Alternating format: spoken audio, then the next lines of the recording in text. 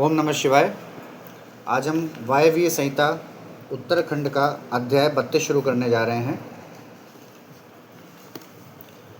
ऐहिक फल देने वाले कर्मों और उनकी विधि का वर्णन, शिव पूजन की विधि, शांति पुष्टि आदि विविध काम्य कर्मों में विभिन्न हवनीय पदार्थों के उपयोग का विधान। उपमन्यु जी कहते हैं, श्री कृष्ण, यह मैंने तुमसे इहलोक और परलोक में सिद्ध प्रदान करने वाला क्रम बताया है, जो उत्तम तो है ही, इसमें क्रिया जप तप और ध्यान का समुच्चय भी है। अब मैं शिव भक्तों के लिए यही फल देने वाले पूजन, होम, जप, ध्यान, तप और दानमय महान कर्म का वर्णन करता हूँ। मंत्रार्थ के श्रेष्ठ ज्ञाता को चाहिए कि वह पहले मंत्र को सिद्ध करे, अन्यथा इष्ट सिद्धि कारक कर्म भी फलद नहीं होता। मंत्र सिद्ध कर लेने पर भी जिस कर्म का फल किसी प्रबल अदृष्ट के कारण प्रतिबद्ध हो, उसे विद्वान पुरुष सहसा ना करे। उस प्रतिबंधन का यहाँ निवारण किया जा सकता है। कर्म करने के पहले ही शकुन आदि करके उसकी प्रतीक्षा कर लें और प्रतिबंधन का पता लगाने पर उसे दूर करने का प्रयत्न करें। जो मनुष्य ऐसा न करके मोहवश ऐहिक फल देने वाले कर्म का अनुष्ठान करता है, वह उससे फल का भागी नहीं होता और जगत में उपहास का पात्र बनता है। जिस पुरुष को विश्वास ना हो, वह ऐहिक फल देने वाले कर्म का अनुष्ठान कभी न करे, क्योंकि उसके मन में श्रद्धा नहीं रहती और श्रद्धाहीन पुरुष को उस कर्म का फल नहीं मिलता। किया कर्म निष्फल हो जाए तो भी उसमें देवता का कोई अपराध नहीं है, क्योंकि शास्त्रोक्त विधि से ठीक ठीक कर्म करने वाले पुरुषों को यही फल की प्राप्ति देखी जाती है। जिसने मंत्र को सिद्ध कर लिया है, प्रतिबंधक को दूर कर लिया है, मंत्र पर विश्वास रखता है और मन में श्रद्धा से युक्त है, वह साधक कर्म करने पर उसके फल को अवश्य पाता है। उस कर्म के फल की प्राप्ति के लिए ब्रह्मचर्य परायण होना चाहिए। रात में हविष्य भोजन करें, खीर या फल खाकर रहें। हिंसा आदि जो निषिद्ध कर्म हैं, उन्हें मन से भी ना करें। सदा अपने शरीर में भस्म लगाएं, सुंदर पवित्र वेशभूषा धारण करें और पवित्र रहें। इस प्रकार आचारवान होकर अपने अनुकूल शुभ दिन में पुष्पमाला आदि से अलंकृत पूर्वोक्त लक्षण वाले स्थान में एक हाथ भूमि को गोबर से लीपकर वहाँ बिछे हुए भद्रासन पर कमल अंकित करें, जो अपने तेज से प्रकाशमान हो। वह तपाए हुए सुवर्ण के समान रंग वाला हो, उसमें 8 दल हों और केसर भी बना हो। मध्य भाग में वह कर्णिका से युक्त और संपूर्ण रत्नों से अलंकृत हो। उसमें अपने आकार के समान ही नाल होनी चाहिए।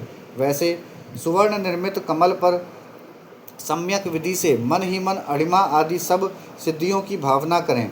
फिर उस पर रत्न का, सोने का अथवा स्फटिक मणि का उत्तम लक्षणों से युक्त वेदी सहित शिवलिंग स्थापित करके उसमें विधि पूर्वक पार्षदों सहित अविनाशी सांब सदाशिव का आवाहन और पूजन करें।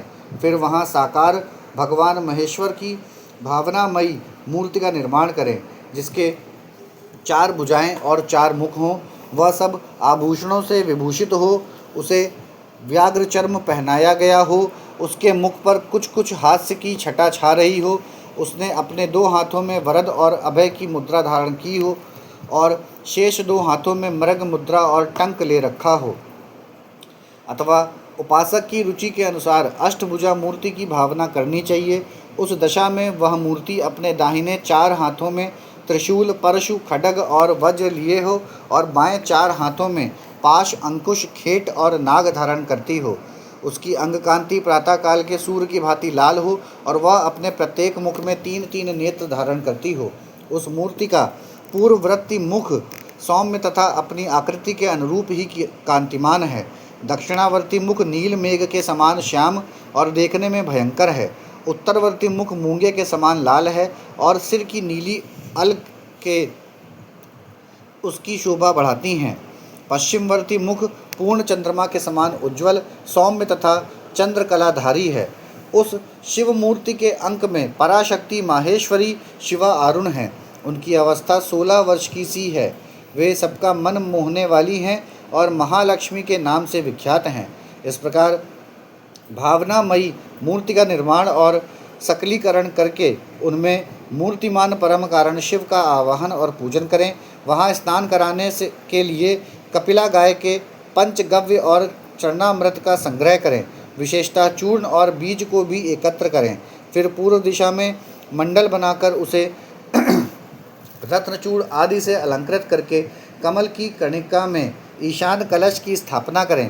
तत्पश्चात उसके चारों ओर सद्योजात आदि मूर्तियों के कलशों की स्थापना करें। इसके बाद पूर्व आदि 8 दिशाओं में क्रमशः विद्वेश्वर के 8 कलशों की स्थापना करके उन सबको तीर्थ के जल से भर दें और कंठ में सूत लपेट दें। फिर उनके भीतर पवित्र द्रव्य छोड़कर मंत्र और विधि के साथ साड़ी या धोती आदि वस्त्र से उन सब कलशों को चारों ओर से आच्छादित कर दें। तदंतर मंत्रोच्चारण पूर्वक उन सब में मंत्रन्यास करके स्नान का समय आने पर सब प्रकार के मांगलिक शब्दों और वाद्यों के साथ पंचगव्य आदि के द्वारा परमेश्वर शिव को स्नान कराएं। कुशोदक, स्वर्णमोदक और रत्नोदक आदि को जो गंध पुष्प आदि से वासित और मंत्र सिद्ध हों क्रमशः लेकर मंचोच्चारण पूर्वक उनके द्वारा महेश्वर को नहलाएं। फिर गंध पुष्प और दीप आदि निवेदन करके पूजा कर्म संपन्न करें। आलेपन या उपटन कम से कम 1 पल और अधिक से अधिक 11 पल हो। सुंदर सुवर्णमय और रत्नमय पुष्प अर्पित करें। सुगंधित नीलकमल, नील कुमुद, अनेकशः बिल्वपत्र, लाल कमल और श्वेत कमल भी शंभु को चढ़ाएं। काला गुरु के धूप को कपूर, घी और गुग्गल से युक्त करके निवेदन करें। कपिला गाय के घी से युक्त दीपक में कपूर की बत्ती बनाकर रखें और उसे जलाकर देवता के सम्मुख दिखाएं। ईशान आदि 5 ब्रह्मा की, 6 अंगों की और 5 आवरणों की पूजा करनी चाहिए। दूध में तैयार किया हुआ पदार्थ नैवेद्य के रूप में निवेदनीय है।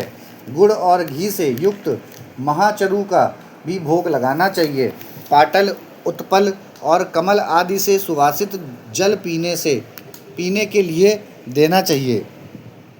5 प्रकार की सुगंधों से युक्त तथा अच्छी तरह लगाया हुआ तांबूल मुख शुद्धि के लिए अर्पित करना चाहिए। सुवर्ण और रत्नों के बने हुए आभूषण, नाना प्रकार के रंग वाले नूतन महीन वस्त्र जो दर्शनीय हों इष्ट देव को देने चाहिए। उस समय गीत, वाद्य और कीर्तन आदि भी करने चाहिए। मूल मंत्र का 1 लाख जप करना चाहिए। पूजा कम से कम 1 बार नहीं तो 2 या 3 बार करनी चाहिए, क्योंकि अधिक का अधिक फल होता है। होम सामग्री के लिए जितने द्रव्य हों उनमें से प्रत्येक द्रव्य की कम से कम 10 और अधिक से अधिक 100 आहुतियाँ देनी चाहिए। मारण और उच्चाटन आदि में शिव के घोर रूप का चिंतन करना चाहिए। शांति कर्म या पौष्टिक कर्म करते समय शिवलिंग में, शिवाग्नि में तथा अन्य प्रतिमाओं में शिव के सौम्य रूप का ध्यान करना चाहिए। मारण आदि कर्मों में लोहे के बने हुए स्तृक और सुत्रवा का उपयोग करना चाहिए। अन्य शांति आदि कर्मों में स्तृक और स्त्रवा बनवाने चाहिए। मृत्यु पर विजय पाने के लिए घी, दूध में मिलाई हुई दुर्वा से, मधु से, धृत युक्त चरु से अथवा केवल दूध से भी हवन करना चाहिए तथा रोगों की शांति के लिए तिलों की आहुति देनी चाहिए। समृद्धि की इच्छा रखने वाला पुरुष महान दारिद्र्य की शांति के लिए घी, दूध अथवा केवल कमल के फूलों से होम करे। वशीकरण का इच्छुक पुरुष धृतयुक्त जाति पुष्प से हवन करे। द्विज को चाहिए कि वह घृत और करवीर पुष्पों से आहुति देकर आकर्षण का प्रयोग सफल करे। तेल की आहुति से उच्चाटन और मधु की आहुति से स्तंभन कर्म करे। सरसों की आहुति से भी स्तंभन किया जाता है। बड़ के बीज और तिल की आहुति द्वारा मारण और उच्चाटन करें। नारियल के तेल की आहुति देकर विद्वेषण कर्म करें। रोही के बीज की आहुति देकर बंधन का तथा लाल सरसों मिले हुए संपूर्ण होम द्रव्यों से सेना स्तंभन का प्रयोग करें।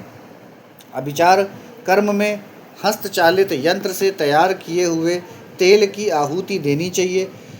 कुटकी की भूसी, कपास की धूड़ तथा तैल मिश्रित सरसों की भी आहुति दी जा सकती है। दूध की आहुति ज्वर की शांति करने वाली तथा सौभाग्य रूप फल प्रदान करने वाली होती है। मधु, घी और दही को परस्पर मिलाकर इनसे दूध और चावल से अथवा केवल दूध से किया गया होम संपूर्ण सिद्धियों को देने वाला होता है। सात समिधा आदि से शांतिक्त अथवा पौष्टिक कर्म भी करें। विशेषतः द्रव्यों द्वारा होम करने पर वश्य और आकर्षण की सिद्धि होती है। बिल्व पत्रों का हवन वशीकरण तथा आकर्षण का साधक और लक्ष्मी की प्राप्ति कराने वाला है। साथ ही वह शत्रु पर विजय प्रदान कराता है। शांति कार्य में पलाश और खैर आदि की समिधाओं का होम करना चाहिए। क्रूरतापूर्ण कर्म में कनेर और आक की समिधाएं होनी चाहिए। लड़ाई झगड़े में कटीले पेड़ों की समिधाओं का हवन करना चाहिए। शांति और पुष्टि कर्म को विशेषतः शांति चित्त पुरुष ही करे।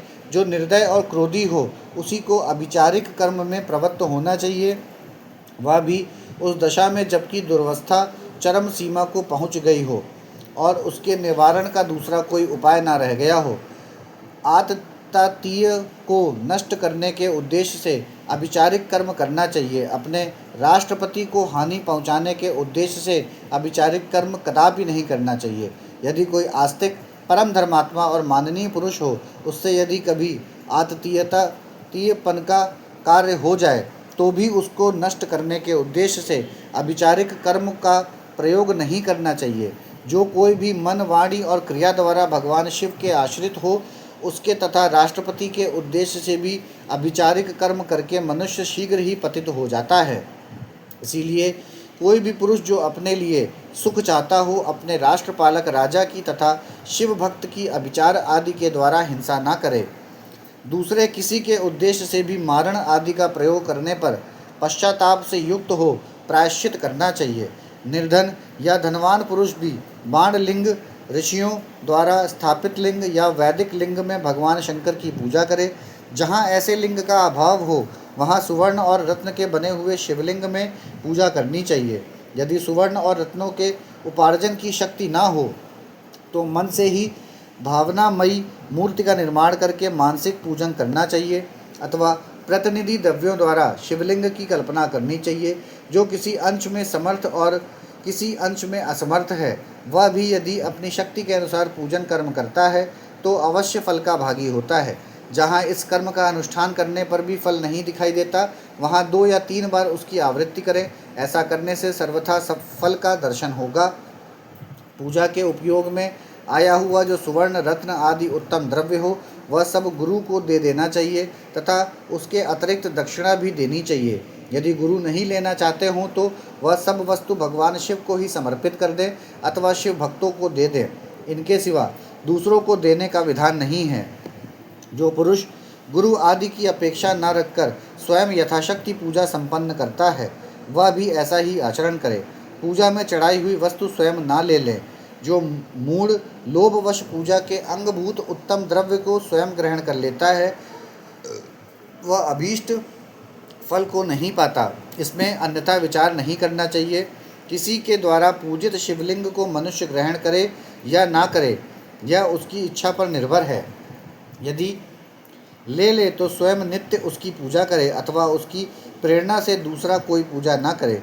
जो पुरुष इस कर्म का शास्त्रीय विधि के अनुसार ही निरंतर अनुष्ठान करता है, वह फल पाने से कभी वंचित नहीं रहता।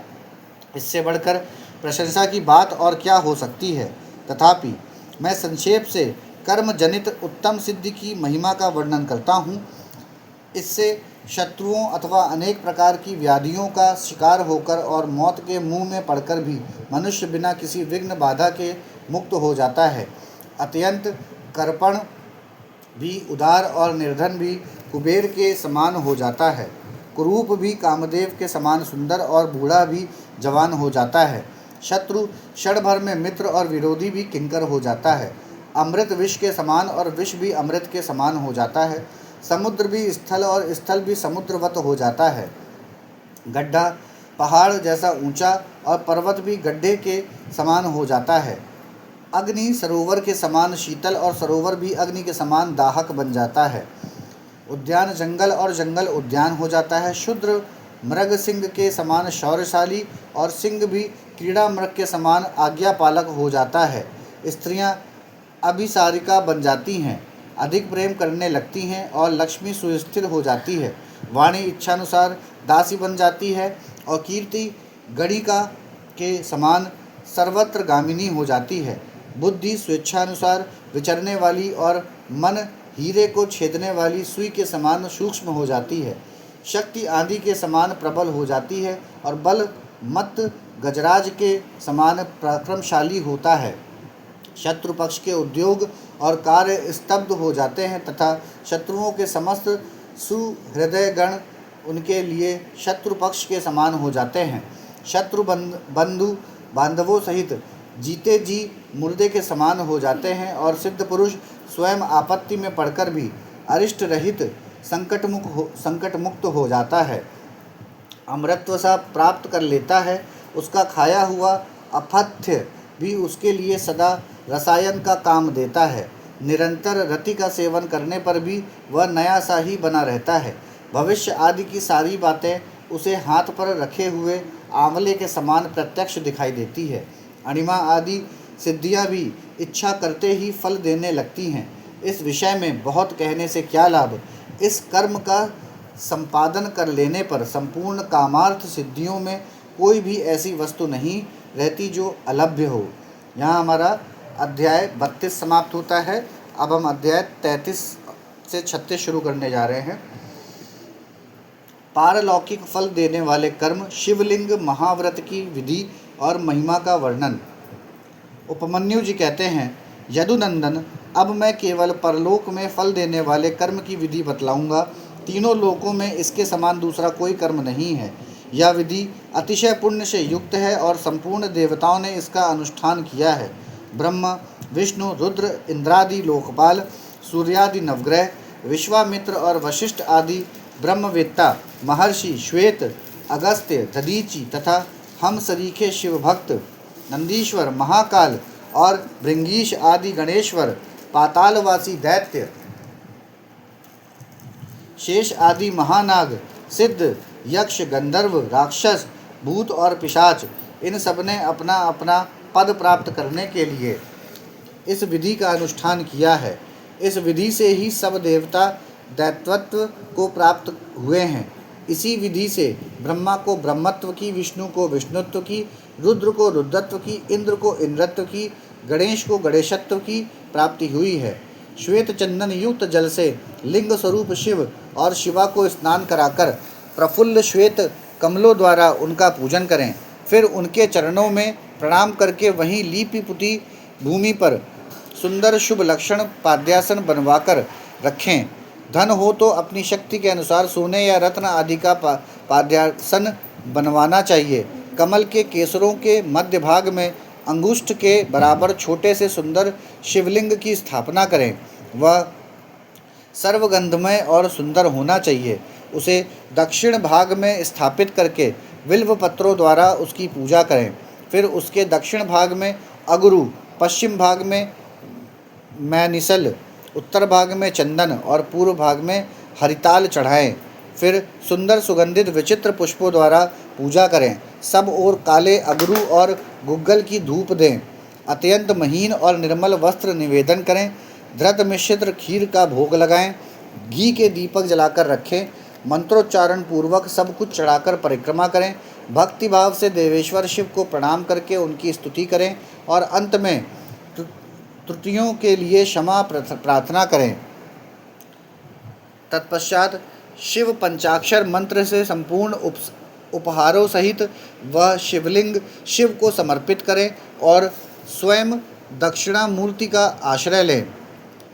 जो इस प्रकार पंचगंधमय शुभ लिंग की नित्य अर्चना करता है वह सब पापों से मुक्त हो शिवलोक में प्रतिष्ठित होता है। यह शिवलिंग महाव्रत सब व्रतों में उत्तम और गोपनीय है। तुम भगवान शंकर के भक्त हो, इसीलिए तुमसे इसका वर्णन किया है। जिस किसी को इसका उपदेश नहीं करना चाहिए, केवल शिव भक्तों को ही इसका उपदेश देना चाहिए। प्राचीन काल में भगवान शिव ने ही इस व्रत का उपदेश दिया था। तदंतर लिंग की कारण रूपता तथा लिंग प्रतिष्ठता एवं पूजा की व्याख्या करके उपमन्यु ने कहा, यदुनंदन, यदि कोई स्थापित शिवलिंग ना मिले तो शिव के स्थानभूत जल, अग्नि, सूर्य तथा आकाश में भगवान शिव का पूजन करना चाहिए। यहाँ पे हमारा अध्याय 33 से 36 समाप्त होता है। अब हम अध्याय 37 शुरू करने जा रहे हैं। योग के अनेक भेद, उसके 8 और 6 अंगों का विवेचन, यम, नियम, आसन, प्राणायाम, 10 विध प्राणों को जीतने की महिमा, प्रत्याहार, धारणा, ध्यान और समाधि का निरूपण। श्री कृष्ण कहते हैं, भगवान, आपने ज्ञान, क्रिया और चर्या का संक्षिप्त सार उद्धृत करके मुझे सुनाया है। यह सब श्रुति के समान आदरणीय है और इसे मैंने ध्यानपूर्वक सुना है। अब मैं अधिकार, अंग, विधि और प्रयोजन सहित परम दुर्लभ योग का वर्णन सुनना चाहता हूँ। यदि योग आदि का अभ्यास करने से पहले ही मृत्यु हो जाए तो मनुष्य आत्मघाती होता है। अतः आप योग का ऐसा कोई साधन बताइए जिसे शीघ्र सिद्ध किया जा सके, जिससे कि मनुष्य को आत्मघाती ना होना पड़े। योग का वह अनुष्ठान, उसका कारण, उसके लिए उपयुक्त समय, साधन तथा उसके भेदों का तारतम्य क्या है। उपमन्यु जी बोले, श्री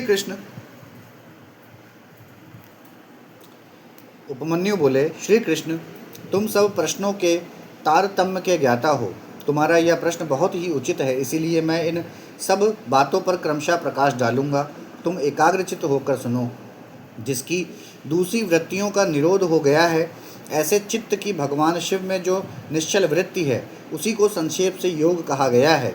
यह योग 5 प्रकार का है: मंत्र योग, स्पर्श योग, भाव योग, अभाव योग और महायोग।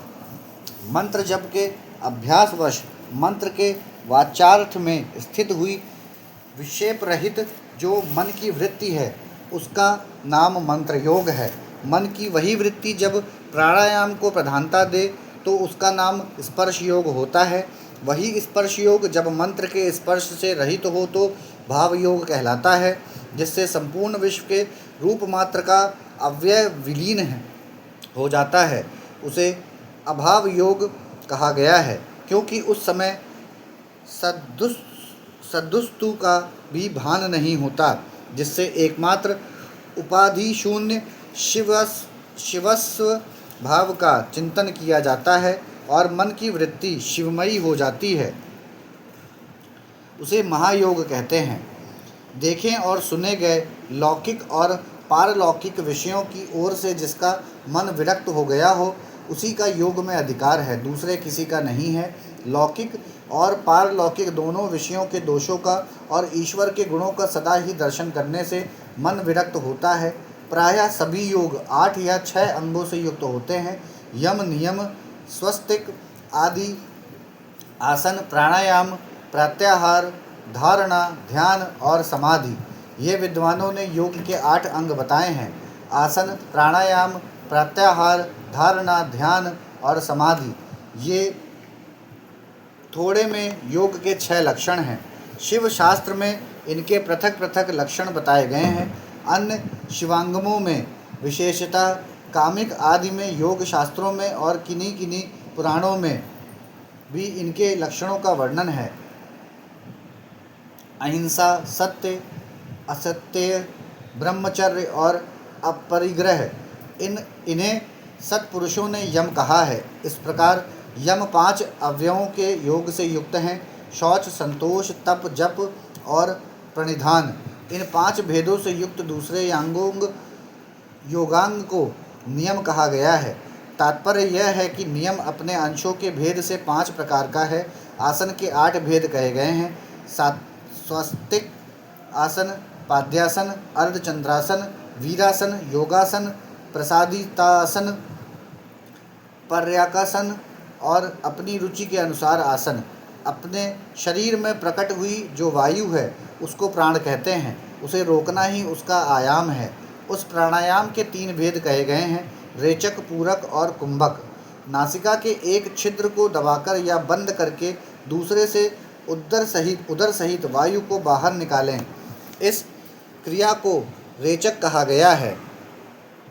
फिर दूसरे नासिका छिद्र द्वारा ब्रह्म वायु से शरीर को धौंकनी की भांति भर लें।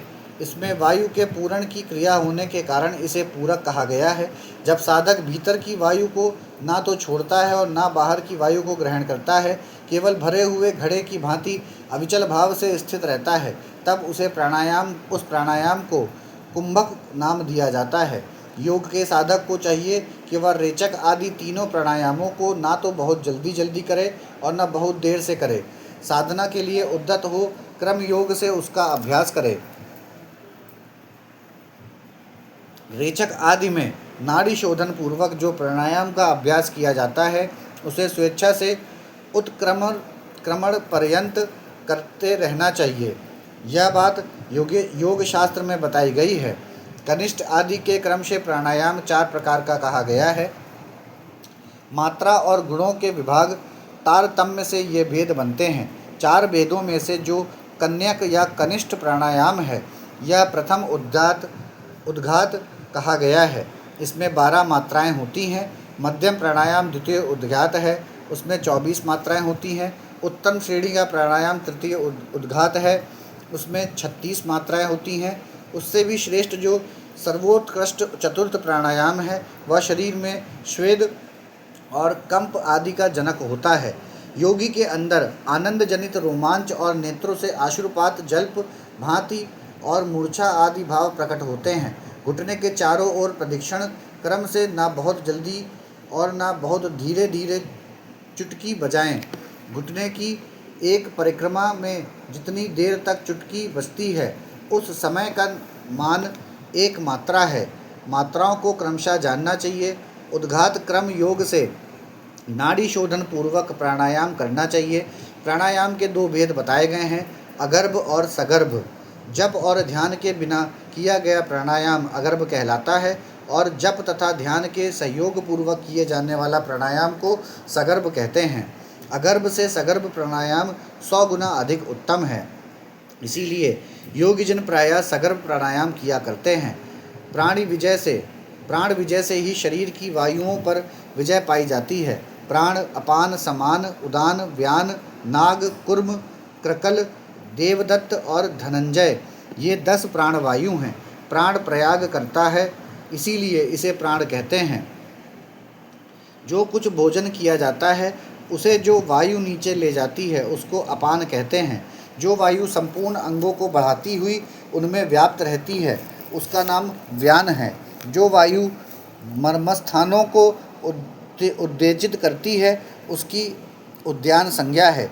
जो वायु सब अंगों को समभाव से ले चलती है वह अपने उस समन्वयन रूप कर्म से समान कहलाती है। मुख से कुछ उगलने में कारणभूत वायु को नाग कहा गया है। आँख खोलने के व्यापार में कुर्म नामक वायु की स्थिति है। छींक में क्रंकल और जम्हाई में देवदत्त नामक वायु की स्थिति है। धनंजय नामक वायु संपूर्ण शरीर में व्याप्त रहती है। वह मृतक शरीर को भी नहीं छोड़ती। क्रम से अभ्यास में लाया हुआ यह प्राणायाम जब उचित प्रमाण या मात्रा से युक्त हो जाता है तब वह कर्ता के सारे द्वेषों को दग्ध कर देता है और उसके शरीर की रक्षा करता है। प्राण पर विजय प्राप्त हो जाए तो उससे प्रकट होने वाले चिन्हों को अच्छी तरह देखें। पहली बात यह होती है कि विष्ठा, मूत्र और कफ की मात्रा घटने लगती है। अधिक भोजन करने की शक्ति हो जाती है और विलंब से सांस चलती है। शरीर में हल्कापन आता है। शीघ्र चलने की शक्ति प्रकट होती है।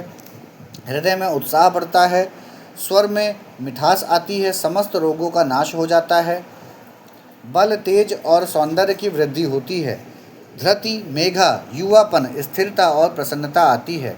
तप, प्रायश्चित, यज्ञ, दान और व्रत आदि जितने भी साधन हैं, ये प्राणायाम के 16वीं कला के भी बराबर नहीं हैं। अपने अपने विषय में आसक्त हुई इंद्रियों को वहाँ से हटाकर जो अपने भीतर निग्रहित करता है उस साधन को प्रत्याहार कहते हैं।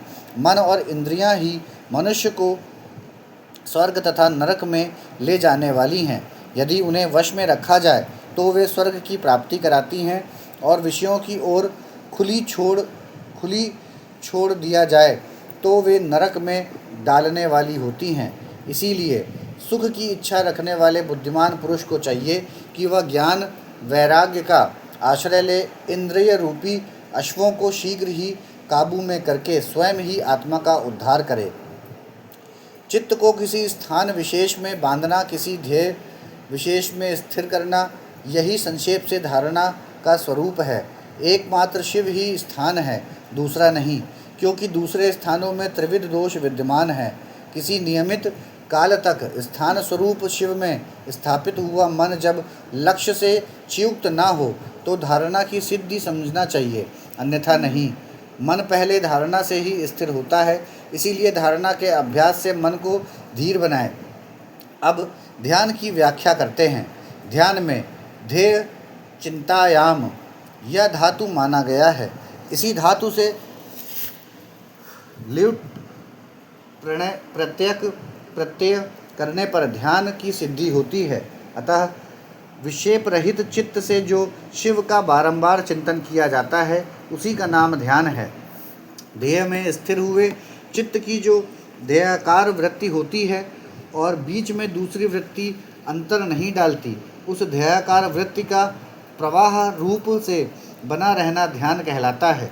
दूसरी सब वस्तुओं को छोड़कर केवल कल्याणकारी परम देव देवेश्वर शिव का ही ध्यान करना चाहिए। वे ही सबके परम ध्येय हैं। यह अथर्ववेदी वेद की श्रुति का अंतिम निर्णय है। इसी प्रकार शिवा देवी भी परम ध्येय हैं। ये दोनों शिवा और शिव संपूर्ण भूतों में व्याप्त हैं। श्रुति, स्मृति एवं शास्त्रों से यह सुना गया है कि शिवा और शिव सर्वव्यापक, सर्वदा उदित, सर्वज्ञ एवं नाना रूपों में निरंतर ध्यान करने योग्य हैं। इस ध्यान के जो प्रयोजन जानने चाहिए, पहला है मोक्ष और दूसरा प्रयोजन है अणिमा आदि सिद्धियों की उपलब्धि। ध्याता, ध्यान, ध्येय और ध्यान प्रयोजन, इन चारों को अच्छी तरह जानकर योगवेत्ता पुरुष योग का अभ्यास करे। जो ज्ञान और वैराग्य से संपन्न, श्रद्धालु, क्षमाशील, ममता रहित तथा सदा उत्साह रखने वाला है, ऐसा ही पुरुष ध्याता कहा गया है। अर्थात वही ध्यान करने में सफल हो सकता है। साधक को चाहिए कि वह जप से थकने पर फिर ध्यान करे और ध्यान से थक जाने पर पुनः जप करें। इस तरह जप और ध्यान में लगे हुए पुरुष का योग जल्दी सिद्ध होता है।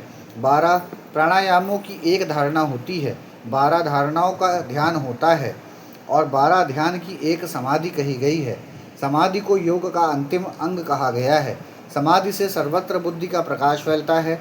जिस ध्यान में केवल ध्येय ही अर्थ रूप से भासता है, ध्याता निश्चल महासागर के समान स्थिर भाव से स्थित रहता है और ध्यान स्वरूप से शून्य सा हो जाता है, उसे समाधि कहते हैं। जो योगी ध्येय में चित्त को लगाकर सुस्थिर भाव से उसे देखता है और बुझी हुई आग के समान शांत रहता है, वह समाधिस्थ कहलाता है। वह ना सुनता है, ना सूंघता है, ना बोलता है, ना देखता है, ना स्पर्श का अनुभव करता है और ना मन से संकल्प विकल्प करता है, ना उसमें अभिमान की वृत्ति का उदय होता है और ना वह बुद्धि के द्वारा ही कुछ समझता है, केवल काष्ठ की भांति स्थित रहता है। इस तरह शिव में लीन चित्त हुए योगी को यहाँ सामरिस्थ कहा गया है। जैसे वायु रहित स्थान में रखा हुआ दीपक कभी हिलता नहीं है, निस्पंद बना रहता है, उसी तरह समाधिनिष्ठ शुद्ध चित्त योगी भी उस समाधि से कभी विचलित नहीं होता, सुस्थिर भाव से स्थिर रहता है। इस प्रकार उत्तम योग का अभ्यास करने वाले योगी के सारे अंतराय शीघ्र नष्ट हो जाते हैं और संपूर्ण विघ्न भी धीरे धीरे दूर हो जाते हैं। यहाँ पर हमारा अध्याय 37 समाप्त होता है। ओम नमः शिवाय।